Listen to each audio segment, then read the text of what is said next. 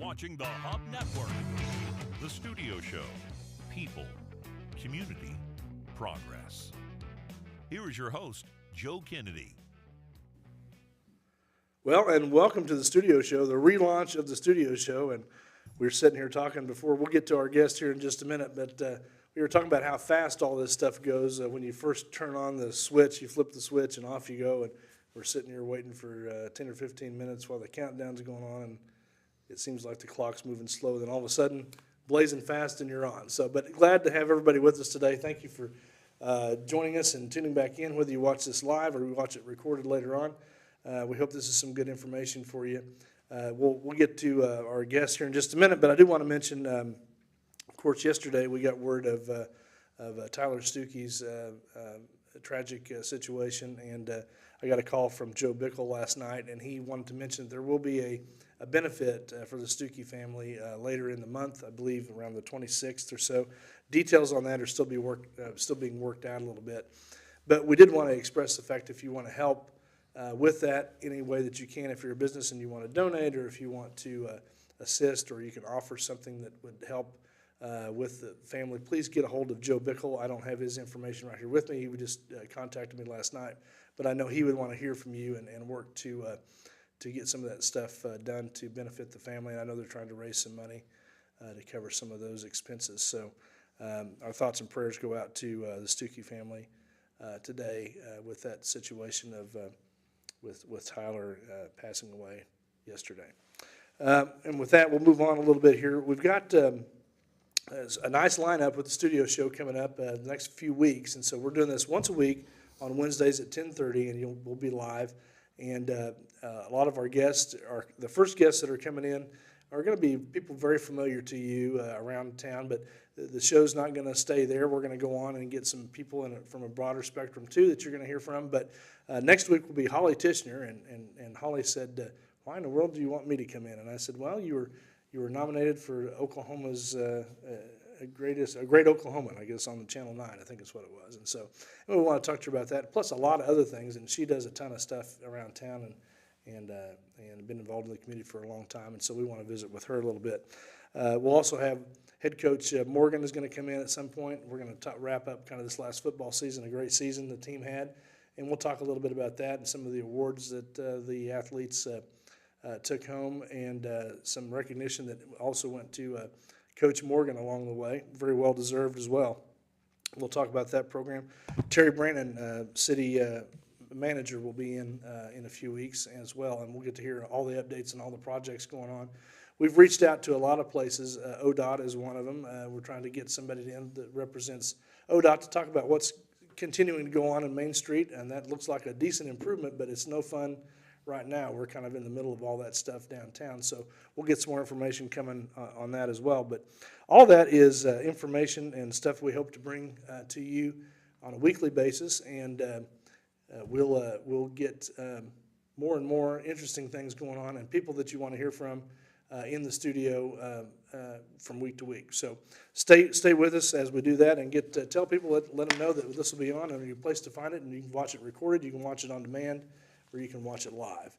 And we'd also like you to participate. If you wanted to send a suggestion or a question maybe for a guest that we have coming in, you can go to thestudioshow102@gmail.com and drop us a line there. Just put your name and where you're from on there so we know how to breach that question with the guest, and we'll get you in participating with the show. So without further ado, let's talk to our guest in studio today, Chief Chuck Claxton and the Deputy Chief Nick Myers. And I quit hitting my microphone. I'm making a sound out there. But pleasure to have you guys in here now. You guys are the first guest on the Studio Show relaunch. Don't you feel so excited about that? I can tell you're just oozing with excitement, Chuck. Thank you for having us. Yes, we are. Anytime that we get a chance to come and talk and reach the community in a broad way, it's gonna be good. Well, we're excited about it. We appreciate you taking the time to do that, and we appreciate getting to hear from both of you guys. We don't get to hear from you much, Nick. No. You said that the Chief he reluctantly. Well, he didn't reluctantly drag you, but he drug you reluctantly in here, I guess. Well, so he talked highly about last time he was here and how much he enjoyed it, and wanted to bring me along for it. So He wanted you to have that same experience, right? Exactly. Gotcha. Well, good. Well, we're glad he did. Well, we're going to talk a little bit about both of your backgrounds. Chief, you were named chief of police back in 2020, April of 2020, is that right? And you were interim chief before that. So tell us about how that transpired. April of 2019, I was the interim Okay. chief, and then in February of 2020 is when I became the police chief. Gotcha. Okay. And how many? You're 20-some years on the force. How long have you been on the force? I thought you were going to say 20-some years old. Well, no, I wish. 29. 23 years on the force in April.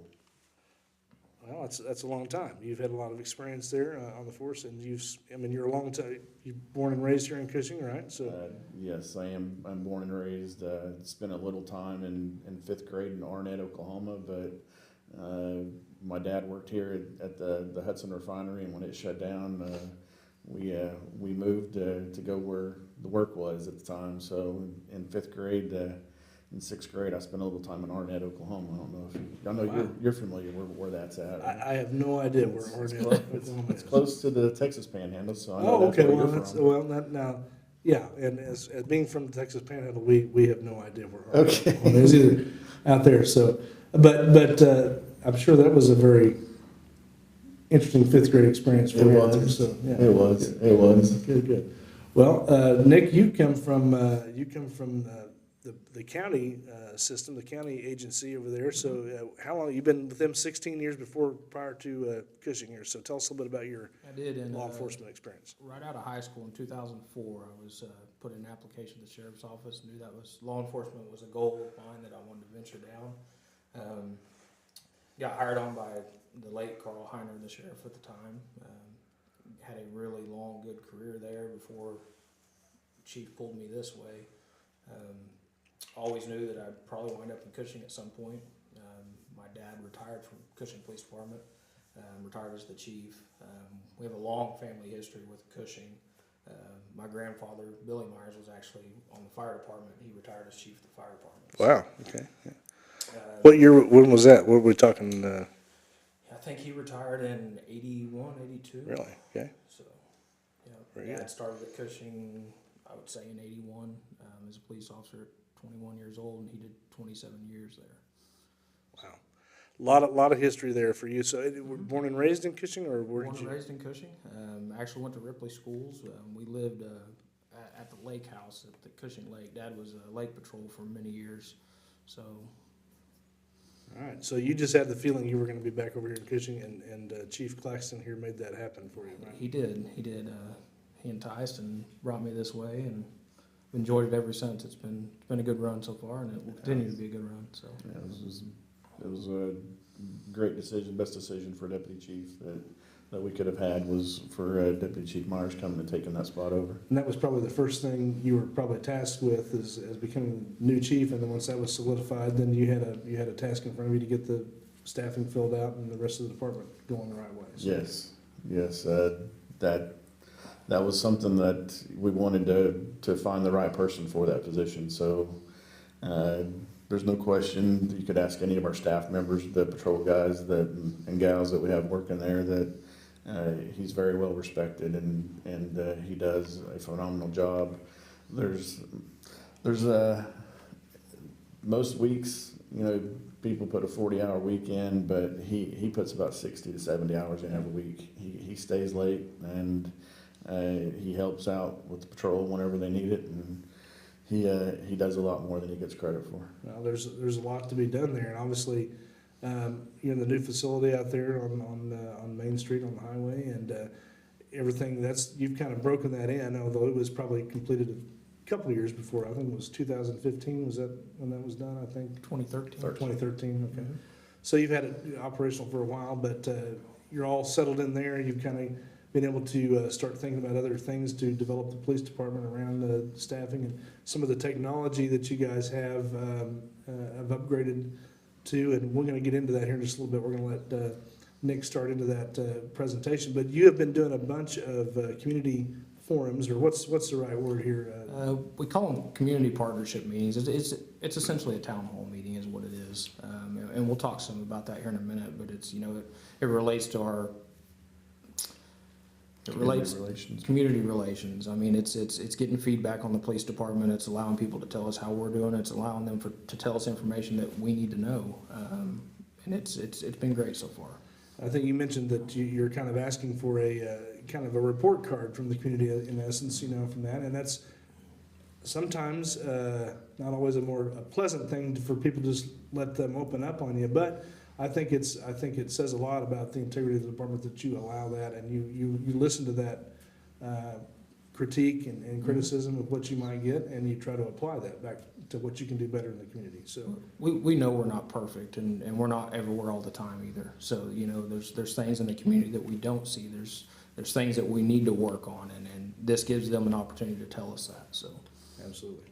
We appreciate that. We appreciate you coming in today. And speaking of that, we want to kind of cover some of the information that you've given out to the public in those public meetings, and go over some of that stuff in an effort to kind of show a little broader idea of what the police department does and what you're responsible for, and what you're not responsible for. I mean, if my trash didn't get picked up today, I don't call you guys, I guess, right? Is that? Or should I call you Chuck? Maybe I should give you No. Okay. Yeah, there are a lot of things that we get phone calls about and that are other departments, but we redirect those and try to help out. And sometimes in the community meetings that we have, there's some questions that come up that are relevant to other departments like code enforcement. We found out in our first few meetings that we had, and after getting a couple questions that were related to code enforcement, we went to the city manager and let him know about that. And he thought it would be a good idea for future meetings to have code enforcement representatives at the meetings in case those questions come up again. So there's more than just the police department at these meetings. There's other departments represented as well. And of course, when you did get the code enforcement officials to the meetings, and nobody had a question for them, right? That's correct. That's exactly how that. That's correct. That's exactly how that works almost every time, right? You plan for the best, and it never quite works out that way. Well, we want to get into that information. We'll do that here in just a minute. We're going to take a quick break. We appreciate you guys being in studio with us today, and we'll take a quick break, and we're going to get back into that information when we come back, and we'll find out all the good inside scoop of all the stuff that you're doing over the police department that's good. So we'll be right back here in just a minute. All right. We'll be right back. Welcome to the Music Loop. Always wanted to be a better musician? Learn the piano or keyboard? For only $10, you can join our pre-lesson event and find out if the Music Loop is right for you.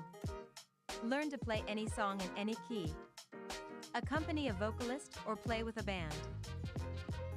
Follow us on Facebook. The Music Loop. Putting you in music.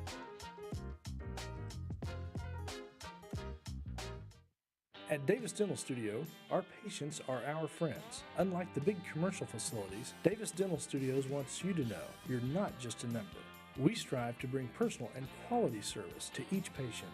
Dr. Rebecca Davis has over 18 years of experience as a caring and compassionate dentist. She and her highly trained staff will make sure your visit is a positive one. So remember, when you and your family need dental care, Davis Dental Studio. You're not just a patient, you're a friend. In my mind, I was never going to walk right again. Before we were through, we had walked 23 steps. And that was my first steps of freedom. This patient is saying thank you.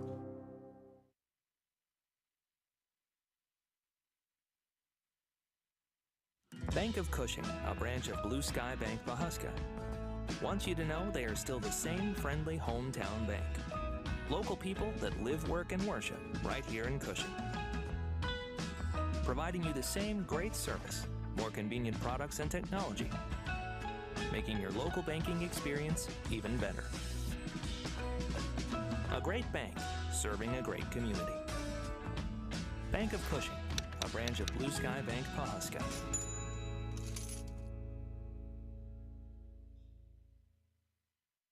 Since 2003, Pro Events has had one singular focus: great audio, video, and lighting systems. Never confusing our industry with the PC crowd, Pro Events always provides you with the best, most reliable options for your house of worship, school, or corporate training facility. Make your system stand out from the crowd. And remember, for the best AV, you know where to go visit proevents.pro.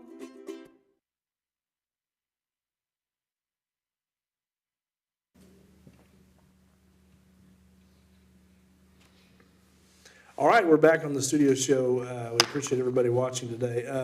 We're going to get right over to Deputy Chief Nick Myers and part of these presentations that they have out in the community and some of that information. Nick, let's get into what you've got for us and dig into all of that good stuff. Absolutely. So when we do these, community partnership meetings, we start these meetings out by pushing information out to the community, letting them know what we're doing, things that we're working on, new things for the police department.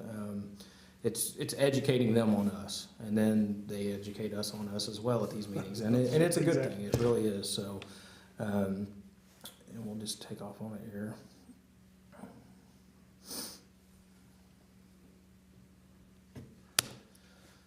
So this is kind of our community partnership logo. It's, it's just, it symbolizes the community, wrapped around us. It really is a partnership and, keeping public safety going. And we'll start with kind of a little bit about the staffing and the way the police department works. Of course, it starts with Chief Charles Claxton at the top there. And then me, and then we, if you look over on the far left side, you can see support operations, and then we have investigations. We have our communications and patrol division, and then our animal control, and we'll dive in those just a little bit deeper here in just a second. We'll kind of start with our communication specialists. We have 6 that work in our communication comm center. These guys and girls, they deal with a lot, and they do a lot, and it's really a great thing. They're very highly trained, and they're there for the public to help the public. On average, in an average month, they might handle 325 911 calls, and those 911 calls are not just for us, they're for the fire department as well. So they dispatch out ambulances and fire and all of those good things. On average, they take in about 982 calls for service a month for the police department, so we're pretty busy. Now that's every month. You're talking about 1,000 different calls. 1,000 different calls a month. For service for the police department. Mm-hmm. And that you break that down, that's a lot. That's a pretty busy day for any officer that, on duty, and you've got 2 officers all the time on duty at all times, and then sometimes up to 4. And that encompasses animal control. That encompasses the fire department. Those calls for service do. So, but yeah, they stay hopping, depending on the shift and the time and what's going on in the community. So, gotcha. Talk a little bit about the structure of our patrol operations. We have 3 sergeants, and then underneath them we have 3 master patrol officers, and then we have 9 patrol officers below that. So they work 3 shifts, 8-hour shifts, and it really is a good group of guys and girls that work in that. The patrol is kind of the backbone of the police department, we like to say. They're the ones that are out there. They're the ones that are doing. They're the ones that are seen. They're the ones that are solving the problems that need to be solved. We're very proud of our officers and the work that they put in every day. They are very professional, and we couldn't be more proud of the work that they do. Our officers, at times whenever we do have officers leave from time to time, they go to agencies like Stillwater, Tulsa. We have an officer at Oklahoma City. So the fact that we have officers that are trained to take a call from start to finish, to be able to present that call to the DA's office, or to present that report to the DA's office, and process the evidence and do everything that needs to be done with a case, that's very sought after for other agencies to have officers with that experience. So, and the big thing there is that, obviously you're you wouldn't consider yourself a small department, but you're not a large department either. So how would you kind of characterize that? We're kind of right there. We're kind of right there on the edge of being a small department, but we're about average with what an average size department would be. you know, for Payne County, we're definitely a medium-sized department for Payne County, if you look at it that way, so. Yeah. And so even the people you were talking about, the communication specialists, we would typically call that maybe, or when you call the police department, a dispatcher is gonna answer the phone, or a communication specialist is gonna answer the phone. Yeah, And they're gonna deal with that call when it comes in. And that's something you don't think about, you know, those communication officers that are sitting in there that, you know, they're talking to people when they're at their lowest of lows or maybe their highest of highs, and they're dealing with those high stress situations. That's what they do. And they're kind of the calming voice. They're the people that are gonna get you the help you need, so. And we have some great communication officers. Right. Well, and that is that point of contact, you know, for most people in the community, that's really all they may see of the police department. They don't have any other contact other than just that phone call down there, and then they don't realize the other, what that starts or what the process starts and who all that takes to resolve a call in. And you guys, I mean, my point to that with the officers is that you're working a call from beginning to finish. I mean, that's through the paperwork, through the documentation and all that and that it's time consuming, is it not? It is, and on major cases, we have an investigator that comes in and does the time-consuming part of those investigations. He'll come in and he acts as an assistant to their case, and he'll help process evidence. He'll help write an affidavit, but the report is still something that the first responding officer still takes care of. So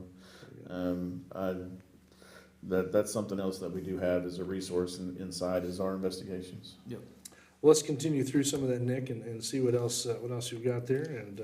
And this next slide is just, you know, we're currently hiring one communication specialist and one full-time police officer. So this is kind of the flyers that you can see on our Facebook page. Gives you information about the job and you know, want people to come join our team. We want good qualified candidates to come in and maybe start a career. So. Very good.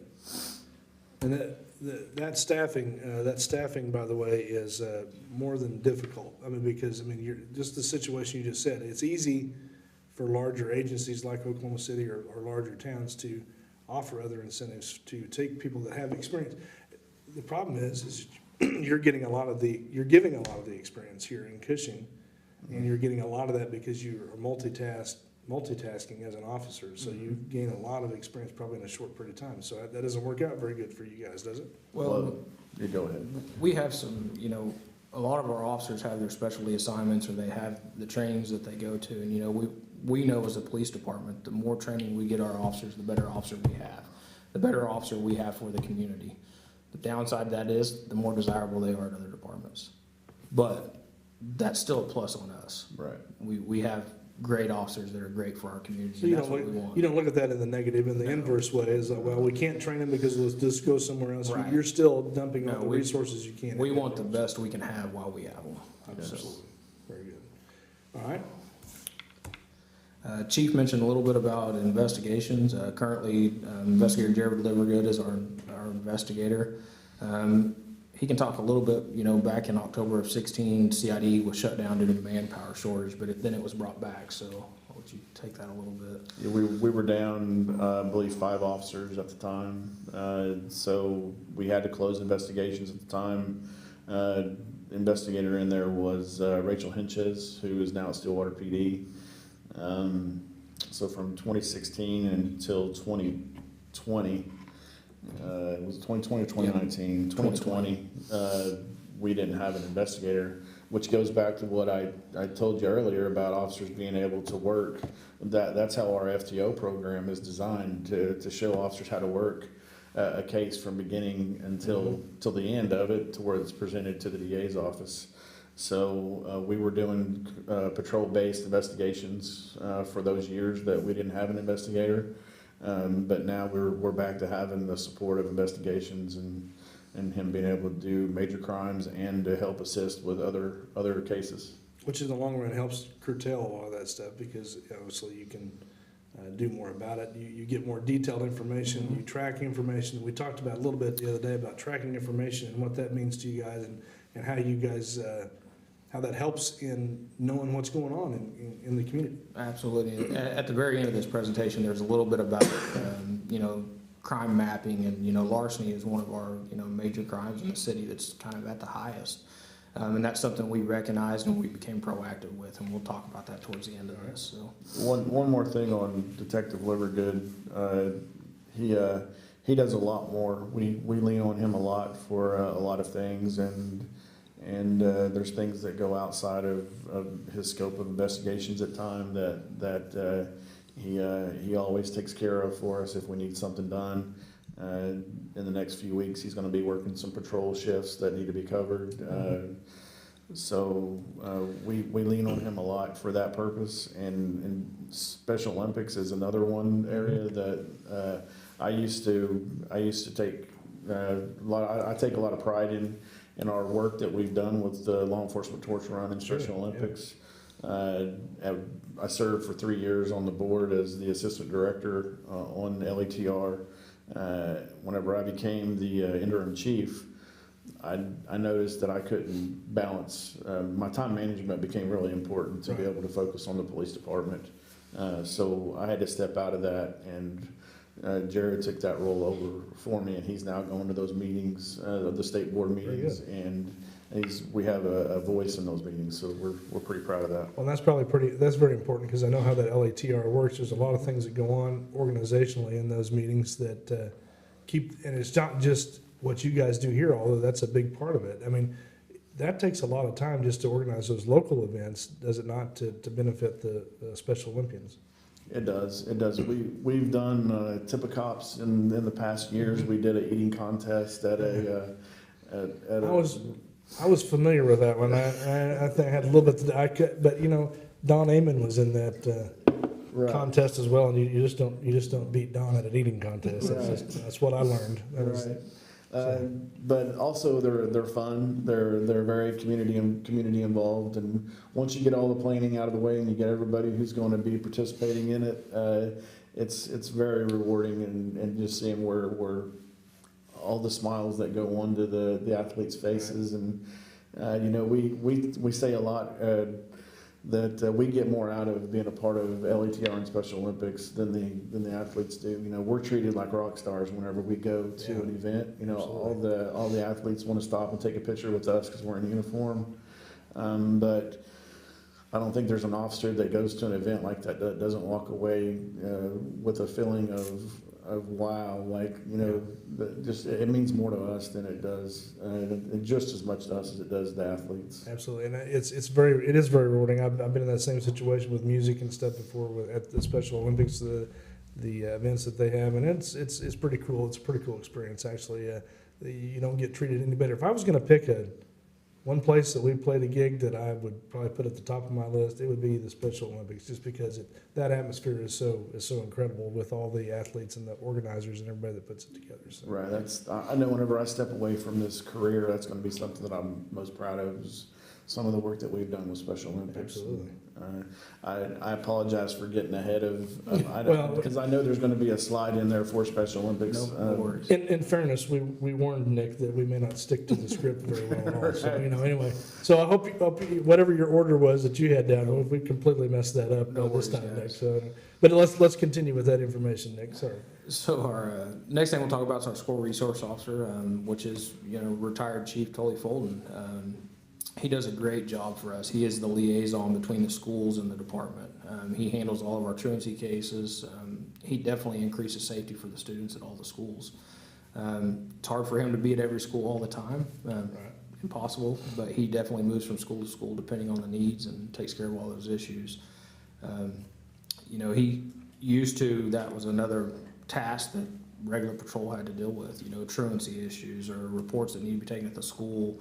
And Tully does all that for us now, and he does a fantastic job, and we really appreciate him. He's passionate about that job, and that's a big benefit, obviously, to the department, because it's just one less thing that you don't have to handle all the time. So you have a little bit of help in that regard. So that's kind of nice there as well. We want to get into how you're benefiting the middle school, but a lot of that has to do with technology and some of the things that you now are equipped with that you maybe are not, haven't had in the past, and that helps make the officer's job on patrol a little bit easier, because obviously they have a lot to handle, And it's getting better, the staffing's getting better, and that's getting easier for them, but still, there's a lot of, any call that comes in, there's a lot to do for any particular officer that gets that call. There is, and I've jumped forward a little bit here to some of our technology stuff, and we might go back to some other things. But one of the things that we recently brought on was body-worn cameras. We've always had cameras inside of our patrol cars, multiple cameras, actually 3 cameras inside of patrol cars. 2 that point out and 1 that points to the rear, which is great. But once that officer, and they have audio and they catch the traffic stops, but once that officer leaves the car view, there's nothing. So with the addition of the body cameras, that allows us to see, or for the officer to see what happened on the call. Going back and writing reports is going off memory. Sometimes it's hard. They have that capability. It makes the public accountable. It makes us accountable. It's something, bringing body cams on was a concern. Storage is a concern. I mean, you're talking about a ton of video, and you know about that. Being able to store those and do things the right way, that's something we had to work out, and we were able to do that, and the council allowed us to spend some money on that. We got some grants. I think we had about $17,000 worth of grants that come in to go along with that. So That's good. Yep. So you're always looking for those benefits in grants. I mean, do you have somebody that specifically digs out that information? You have resources of other departments too that probably assist in that, I would say. We do, and Chief's done a lot of grant work. I've done small amounts of grant work, and we have officers that look for grants. I mean, every year we open up a budget for them to give suggestions to us to make what they need to do their job easier. And along with that, those officers do research, and they'll find grants to maybe help pay for that. So, very good. All right, what else we got for us there? We'll cover some of the technology, because I think that, and it's what you're talking about, the on-body, on-officer cameras and the cameras in the vehicles. What other systems, when an emergency happens, I mean, what's in place to kind of make that easier for you guys to come to a conclusion with that? So we recently got computers in all of our cars, which is something we haven't had in the past. The department was lucky enough to get some donated computers from Centerpoint Energy. They sat dormant for a couple of years until I got in there, and we were able to update the software on them and start pushing them out. We now have those in every car, and that allows for officers to not be in the office all the time writing reports. They can be out in the community. They can go sit in a parking lot, write a report. It really helps out with that. The next thing that we added in was we brought along GeoSafe. GeoSafe is it's essentially a CAD system. It allows for when dispatch is taking a call, they enter that information and it immediately goes to the officers. It allows them to respond faster to calls. It allows dispatch to see who's the closest to an emergency. And this actually tracks the officers wherever they are, literally in real time. In real time. If an officer gets in a foot pursuit and they jump out of the car and they're having a hard time getting their location out, this allows dispatch to see where they're at. It allows the other officers on the street to go, okay, he's running north, I need to move this way. We've had some recent, we had a manhunt not too long ago, and it was nice to be able to pull up a map and see, hey, where do we need people? Where can we move people to create a good perimeter? It really helps with what we do. It gives the officers real-time information, so. In dispatch, they have the screen in dispatch that they're able to monitor. It helps in real-time situations for pursuits, foot pursuits, vehicle pursuits. There's one example that I can tell you, that there was a vehicle pursuit where the officer was coming up to a dead-end road, and the dispatch saw that coming, was able to tell the officer, hey, that you're coming up on a T, where that's going to be you're going to have to make a turn right or left, and so being able to get that information to the officers when they're going at a high rate of speed and maybe not familiar with the county road. Yeah, that's a big deal, because it gives you a little bit of an advantage over the person, they obviously shouldn't have that kind of technology or access to it, but that's a big advantage to you guys, even in just, like you said, the perimeter, out guessing, where you can't go that way, we know you're gonna go this way, we can be prepared for that. Well, and it linked us with our other partners in the community. You know, the Payne County Sheriff's Office is on GeoSafe. Oklahoma Highway Patrol's on GeoSafe. Gotcha. They can see our calls, we can see their calls. Another big benefit. You know, if we call for county for assistance on a call, they look and go, oh, that's what they have going on. Let me get over there, and they can see where our officers are. We can see where their officers are, and it really helps out. It helps with continuity between the departments. Well, that's a big thing. Wasn't that really the problem during 9/11? Nobody could communicate with the other. No departments could talk between the departments across departments, and so that's a big solution really since that time period, last 20 years, that's come about. So that's a great thing. So what else technology-wise are you implementing? So here recently, you know, if you pay attention to what the commissioners do at Payne County, they actually just approved for a $13 million project for communication between the county. All the law enforcement in Payne County is going to be on the same radio system, coming up pretty quick. It'd probably take a couple of years to get into place, but that's, you know, you bring up 9/11 and the communication problems that were there. Having that ability to talk to our law enforcement partners is going to be huge. It's going to be a huge step up for us. Should speed things up quite a bit, I would think. It should. It should definitely help out. So, we'll jump into this. You know, we started a program, I think 2 years ago, roughly. It's a community camera registration program. This allows the community. You know, they sometimes hold the key to help solve crimes for us. This is not something where, you know, you register for the program and we have access to your cameras. That's definitely not what it is. But it does, if you volunteer to register your camera with us, it lets us know that you have a camera system that we might be able to get footage from if we come and ask you about it. That might help your neighbor that had a package stolen off their porch, you know, a burglary that might occur, or a car that was broke into. We're probably over the 80 that it shows here right now, registered business and homeowners that have registered with us. Simply go to the City of Cushing website, go to the police department. There's a link on there. It's very, very simple to fill out. But, you know, our officers on that GeoSafe app that we were talking about on their mapping system, you know, if they respond to a call of a burglary that had occurred and they zoom in on the map, it shows them camera locations that might be around that area. And then they can go to the neighbors and say, hey, you know, can you look at your cameras to see if there's anything on there for whatever day it was? It really helps us solve crimes that, you know, happen in the community. So that's why we community partnership is important to us. We want the help of the community just as much as we want to help them. That's a huge benefit. I know that, you know, sometimes having some of those in the past, it's like you don't know if they've got any footage, you don't know if it's at the right angle, but sometimes it makes a big difference on something major that goes down. Those cameras are always there to catch that, so that's a good thing. And that's, so if you're not a part of that, what do you do to become registered on one of your cameras? Right. So the City of Cushing website, you go there. If you flip back to the screen, I can actually pull it up. I think I have a link to it.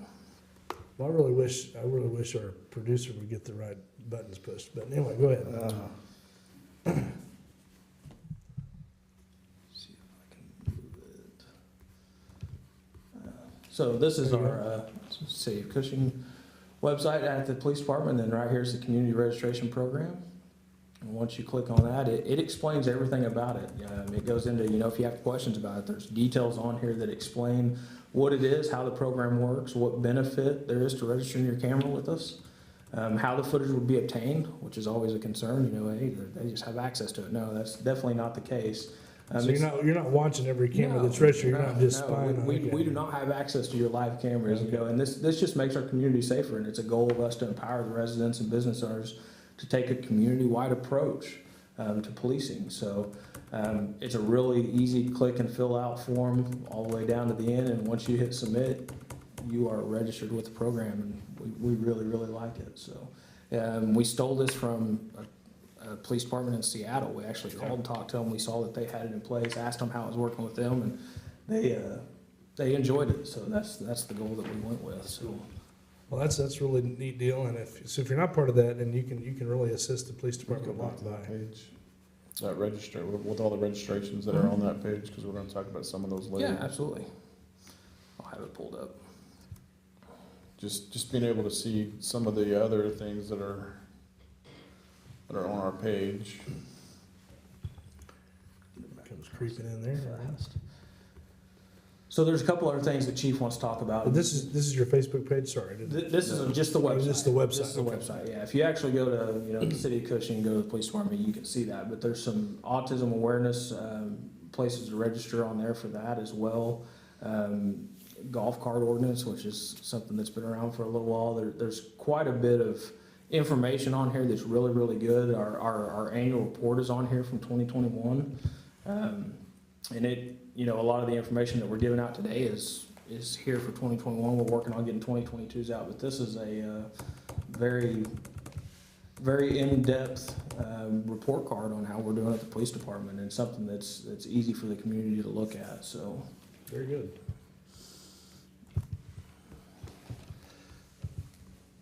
I do have a question on, you mentioned golf carts and whether, I guess those are legal now to drive. There is a state law now that those are legal to drive on city streets. Is that something that is particularly annoying to the police department? Is there something dangerous about that, or what do you look for in that There's situation? definitely something dangerous about it. If a golf cart or a ATV comes into gets in a collision with a vehicle, whether it be a car or a truck, that's car or truck's going to win that crash. Sure. So that's a concern of ours for sure. But so far we haven't had any incidents like that. Hope everybody is safe whenever they're doing that. And the way the state laws are wrote for that, it requires those people that want to register those vehicles to do some specific things, turn signals, brakes, lights, which is a good thing. So as long as they're doing those, it definitely helps with that situation. Which goes along with what our ordinance already had in it as well. That leads me to another question, which was not anything we've talked about to this point, but these bicycles with motors on them, I see those buzzing down the road sometimes, and you're not quite sure exactly which direction they're going next sometimes, Yeah, and which, they have to follow the rules of the roadway. That is a requirement of that, and as long as they're adhering to that and adhering to the state laws of following the rules of the roadway, everything's okay with that. It's when they venture off and start running stop signs and doing things they shouldn't do. And they don't need a license to do that. They do not. That's probably the difference Yep. in a normal driver and somebody on one of those bikes that you're just kind of throw caution to the wind and off you go. Mm-hmm. We have an officer, Cody Carpenter, and he's very, very up on bicycle laws. And if you're out riding your bicycle and you're not doing it right in front of him, he's going to stop and tell you about it. So he's very good at that, educating the public on what they're doing wrong and how they should do it different. So. And it goes to a lot of what you guys spend a lot of your time doing. I want to get, again, we're skipping all the way around here, Nick, but you had a graph that you brought up about citations and stops and contact with the public and what your goals are there. I mean, we're not, just so everybody knows, you're not meeting every morning at 8 o'clock and you're going, okay, we're going to go out and write 19 tickets a day and I want you to focus on these people right here. Nobody says that, right? No, not at all. not at all. We don't have quotas at the police department on traffic stuff. That's, we want our officers to go out there and be proactive and, making the community safer. That is their job. And if that's stopping people and educating them on the rules of the roadway and what they should be doing different than what they were, that's what they do.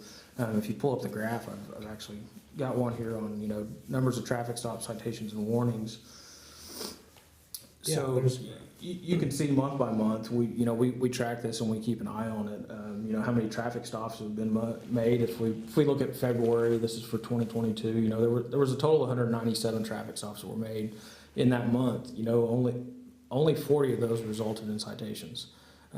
We don't believe in giving a citation to everybody. We write citations to cover behavior. 124 of those were written warnings, and then those two numbers still don't add up to 197. So the rest of those were just verbal. Hey, pay attention to what you're doing. Drive safer.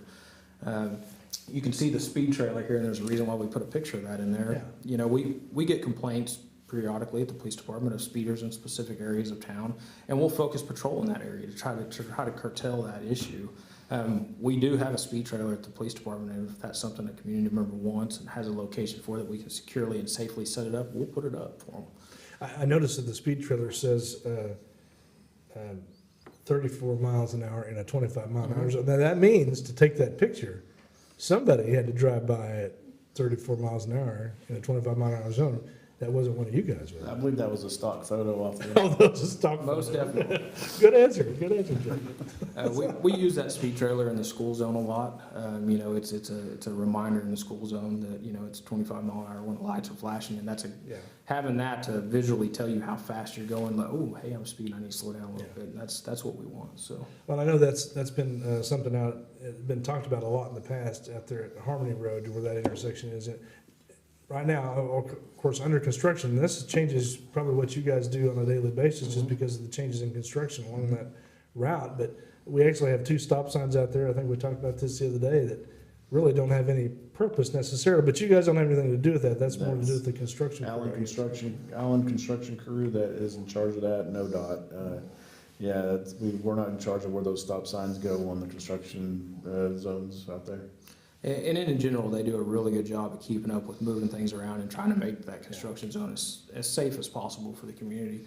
We know that, you know, the construction of Main Street it's taxing on everybody right now, but, you know, the finished product when it's done, it's gonna be amazing for our community. And we're happy that it's happening. It's gonna make things so much safer. Well, you can see some of the evidence of that when the intersections get opened up and you can see you feel like the road's been so narrow, so you really feel constricted. And then when they open up a section of road, you're like, wow, this is like Like the nice lane. Yeah. the stop signs that are there at Harmony and Main right now that we spoke about.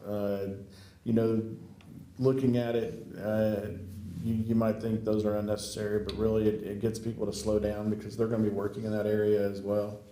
They're going to be doing a lot of focus on that intersection, so it gets people to slow down and look for the workers as well. Well, and I think part of that too is at least it's being consistent with those stop signs that have been there purposefully for, you know, other Right. traffic and whatnot. So, you know, we didn't take them completely away, so you still gotta, I mean, it could change from day to day. You're going down the road and they've shifted the whole road around. You're driving on the other side of the road, you got a different stop sign over here, that could change. You know, we talked about that yesterday, Joe. You know, you drive through an intersection where, oh, that stop sign hasn't been there before, and you accidentally run that, you know, and that's, you know, we're not necessarily gonna write a citation on that, but we're definitely gonna stop you and say, hey, you need to really pay attention. But that's just, you know, those changes daily kind of Right. can make it difficult Well, sometimes. you know, you driving one day, you can go to this particular location or this business, and the next day you're like, well, I thought that road was open, but it's all changed. So it's a little, you gotta pay attention, you know, these Yes. days when you're driving down Main Street, and so there's a lot of changes going on, but it will be for the better. And you can see how much nicer and wider that's gonna be, and hopefully that will,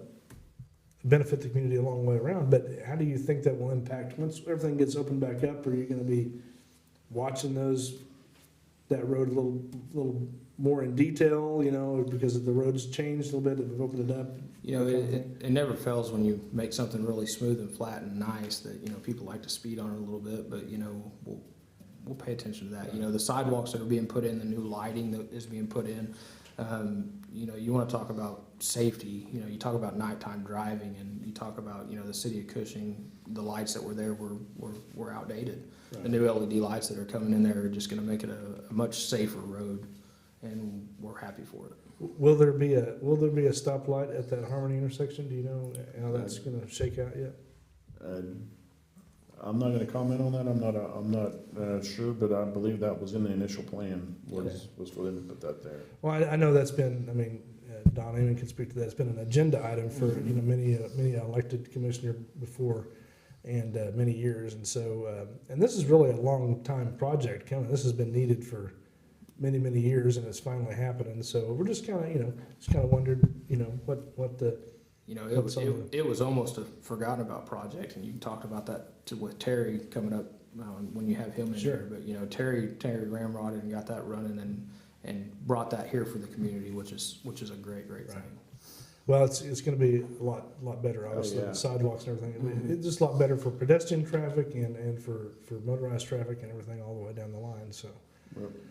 All right, well, now, I know we skipped all the way around. We probably completely messed up your presentation. But I'll tell you what, we'll let you get back on your feet here a little bit. We'll take a commercial break, which we've gone a long time. I don't even know what time it is now. I don't have the clock in front of me, but we'll take a quick break and come back and finish up here with Chief and Deputy Chief, Cushing Police Department. So once you go to the tools, We'll be right back. Hello, Whitney. How are you? John. So here's the proposal packet for the new mobile app. As long as I'm running this thing, there ain't gonna be no mobile app. Introducing the new mobile app, making your banking experience even easier. It's so easy, even John can use it. Bank of Cushing, a branch of Blue Sky Bank Pawhuska. We have a help tab if you need help. We will have... I don't need help, I'm pretty good at this. You are good at this. Since 2003, Pro Events has had one singular focus: great audio, video, and lighting systems. Never confusing our industry with the PC crowd, Pro Events always provides you with the best, most reliable options for your house of worship, school, or corporate training facility. Make your system stand out from the crowd. And remember, For the best AV, you know where to go visit proevents.pro. Welcome to the Music Loop. Always wanted to be a better musician? Learn the piano or keyboard? For only $10, you can join our pre-lesson event and find out if the Music Loop is right for you. Learn to play any song in any key, accompany a vocalist, or play with a band. Follow us on Facebook. The Music Loop. Putting you in music.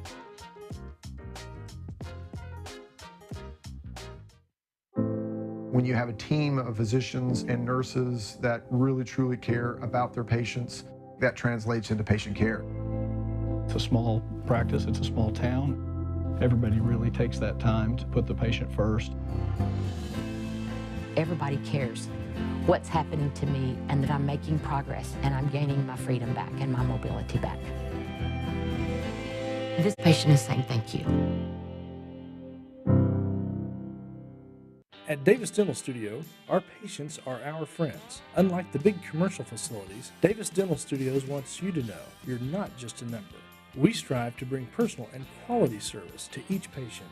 Dr. Rebecca Davis has over 18 years of experience as a caring and compassionate dentist. She and her highly trained staff will make sure your visit is a positive one. So remember, when you and your family need dental care, Davis Dental Studio, you're not just a patient, you're a friend. RCB Bank is more than a transaction. We work to make your life easier. We help build your business. We finance your dreams. We grow your legacy. We build relationships with our communities. Come in to find out why our customers always say, RCB Bank. That's my bank.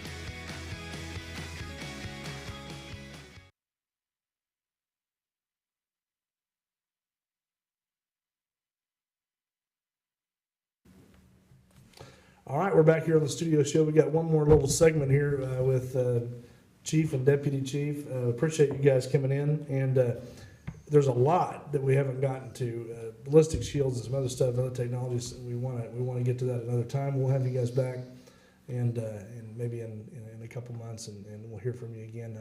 I know Nick, you're particularly excited about that. You can just see it all over your face. But anyway, maybe Chief, he can just come back by himself. That's a great idea. I'll probably come with him. Okay.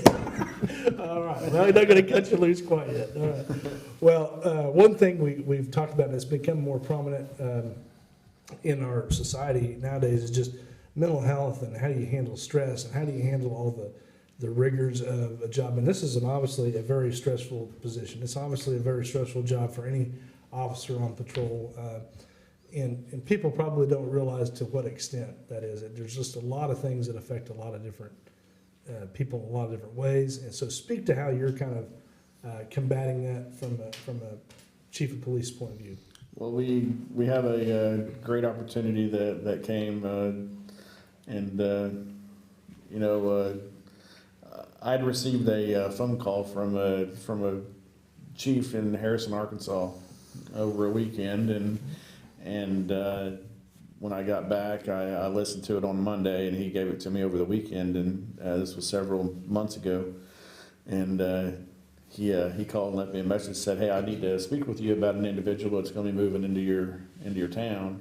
Well, that's usually never a good conversation, is it? So I quickly gave him a call back Monday morning, and he started talking to me about an individual he referred to as Chappie, and Kenneth Stacy, who is now the pastor out at Oak Grove Baptist Church. Baptist Church, yes. So I ended up running into Chappie at a football game. And the chief at Harrison went on and on about the great things that he did for his department the 7 or 8 years that he was there with them. He was with Oklahoma Highway Patrol with them before that, did some things with them. But the chief at Harrison told me that whenever Chappie announced that he was leaving, that there was some emotional grown men in the room that was not excited about that was going to miss him. So that was obviously he was moving here to Cushing and become a part of the church there at Oak Grove, the pastor of the church at Oak Grove. Yes. And but that also presented an opportunity for you to maybe allow him to become chaplain for the Cushing Police Department. Is that correct? He said that the chief at Harrison, Arkansas, said if we did not reach out to him and try to get him to be a part of our department, that we were really going to be missing out. So I had the honor of being able to meet Chappie at a football game, and that was one thing that the chief told me. He said, whenever you do first meet him, I want you to call him Chappie. So as soon as I did, he knew. We've got a new nickname for you, Pastor Stacy. Chappie, Pastor Chappie. I don't know. That doesn't quite roll off the tongue yet, but we'll see. As soon as I said that, he knew where it came from, and he knew that it was from the Harrison, Arkansas chief, so his former chief. But yes, we are looking at we've already brought him on to help us out with the department. He has so many certificates, and his education goes beyond what most people's goes for mental health and different training that he's had. So he's worked with Kathy Thomas, who's one of the counselors that are local to us here that we're familiar with here in Cushing. That she's over in Stillwater area, and she's known statewide. But he's worked with her, and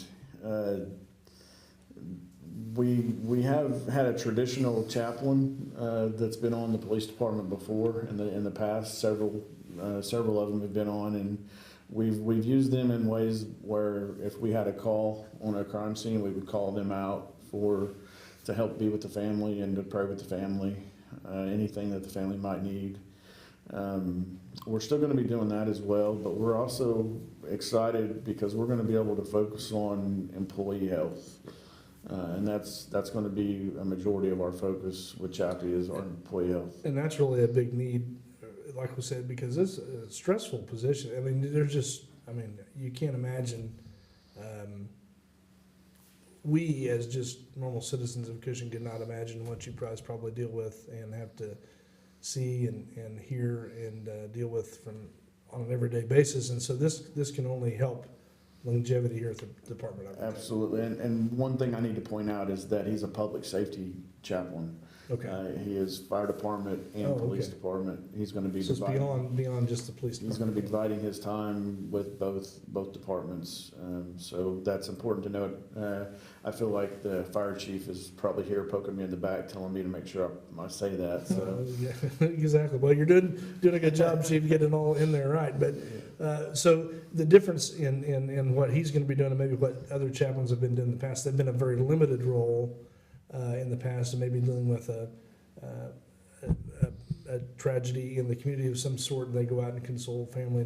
But you're really looking at this as more that as well as inward with the department and the different officers on patrol. That sort of thing. You know, employee wellness and support is huge for our officers, and it's something that's got to be looked at. You know, it used to be kind of taboo to talk about it, or for me to reach out and say, hey, I need help, I need to discuss something, I need to talk to somebody. That you know, in law enforcement for years, that was kind of looked down upon. You know, we thought it was. You know, that makes me weak. That's not the case. You know, we see things that, you know, nobody should have to see, and our officers see things on a daily basis that nobody should have to see or deal with. So giving them somebody like Kenneth Stacy to come in and, you know, focus on providing emotional, moral, you know, spiritual support for the staff and their families is a huge thing for our department. You know, community engagement that he will do, and, you know, he'll be instrumental in developing programs and helping out with us, so.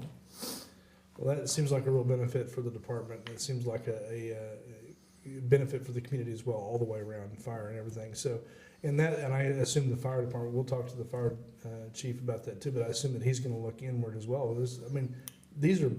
Both these jobs, there's a reason why we celebrate our public officers and our safety officers and our first responders and everybody like that, because you guys do things that we wouldn't think about you have to do on a daily basis just to make the public safe. And so we appreciate that. Thank you guys for that too. But this will assist in just you guys coping with those sort of things. So that's a pretty big benefit to the community, I would think. It is.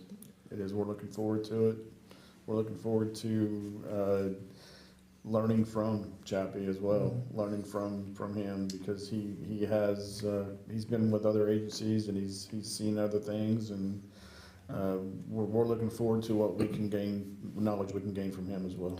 Well, and I'm looking forward to using the knowledge I've just gained about the nickname Chappie, and I'll continue to embrace that, and he'll get to hear that. I can promise you, he will embrace it too. It'll put You a think smile. he will? Okay, It'll good. put a smile Good. on his face, and he'll probably give you a hug. Well, that's good. You probably sometimes we're just down to fist bumps, but we'll take one. So yes. Anyway, all right, good deal. Well, listen, that's a big step forward, I think, for the department and for you guys, and I think that's a big step forward for the community. You guys are going in the right direction. So there's a lot of other questions I'd like to get into and ask you guys, but you just can't cover it all in 1 hour. So we will definitely have you guys back, and we'll let Chief drag Deputy Chief in as many times as he wants to. Nick says, I don't know about that. Maybe we'll make it happen. So one more thing, it wouldn't be right without saying that the city manager was a big key in getting Chappie to come on, and his leadership was huge in being able to get Kenneth Stacy to come on board with both police and fire. So I can't say enough about Terry's leadership and appreciate him. Well, I know I've spoken with Terry, and I know he feels the same way about the police department. He has all the confidence in both you guys and appreciates all that you guys do in the department. And I know that we do as just citizens in the community. We appreciate all the things that go unseen that you guys have to handle that we don't ever have to think about. And so that's a big deal in the community, and it makes our small community feel a lot safer and feel a lot more cohesive as a group. So we get through all this construction stuff. You can deal with if we can deal with the adjustments that we have to make driving down the road a little bit, and you guys being looking out for our safety, of course, but think about the finished product, what we're going to get out of that. Yeah, exactly. It'll be a lot nicer. So we'll take that for granted another day. But we appreciate you guys very much for coming in. Thank you guys for spending some time. Thank you for being the first guest on this studio show relaunch, and we hope to get better at this. Look, we don't profess to be quite polished. I know you guys did a great job. Nick, I don't know, you pretty polished. You might become the Cushing PD spokesperson here. I don't know if Chuck has anything to say about it. I don't know. Yes. But he's an emphatic yes about that. So anyway, but a great job, guys, today. I appreciate that so much. And I'll give a shout out to James Kaufeld too. He's been a lot of help getting all this stuff set up, and he's making me look even better with the technology over here, being a helping hand. He didn't plan to come by here, but I tricked him into coming by because I needed a cable, and so he had one. I said, "Well, just bring it by the studio." Then he's here stuck doing the whole show. But anyway, thanks, James, for that. We appreciate it. Thank you, James. Made this show a little bit smoother. So we'll say goodbye for you guys now. If you guys want to send an email in, suggest somebody that wants to be on the show that could be on the show, we take that suggestion, send it to thestudioshow102@gmail.com, and we'll get them on the show and talk to them. And if you have a question for any of the guests coming up, follow us on Facebook, do all that stuff, keep up to date, and we'll have some good shows coming forward in the next few weeks. So we look forward to having you guys back. And I'll definitely reach out to Chappie and if I run into him in the next few days, which I probably will. Sounds great. So we'll reach out to him as well. Maybe have him on the show. Might come back. Maybe he can come back with you and Nick. maybe Nick. I reached out with to the fire chief already, and he's good to come with Chappie and myself if you want to. Very good. Do Okay. that. Good. We'll get. The room's big enough for all of us. I don't know. Three big guys, but we get us all in here anyway. So appreciate it, guys, and thank you so much. We'll see you next time on the studio show. Thank you for watching The Studio Show. People, community, progress.